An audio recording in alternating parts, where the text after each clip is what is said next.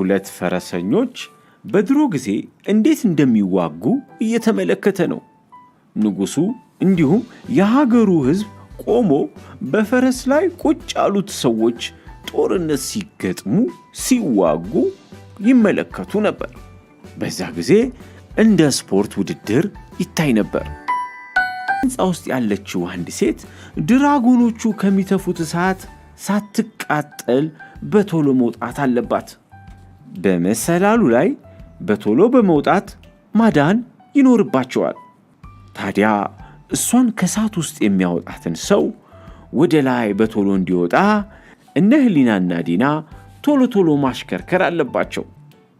የስፔን ዋና ከተማ ማድሪድ ይባላል። ጨርቅ እያውለበለቡ ጎሹ በቀንድ እንዳይወጋቸው ማምለጥ ይኖርባቸዋል። ብዙ ሕዝብም በስታዲየሙ በመገኘት ይመለከታል።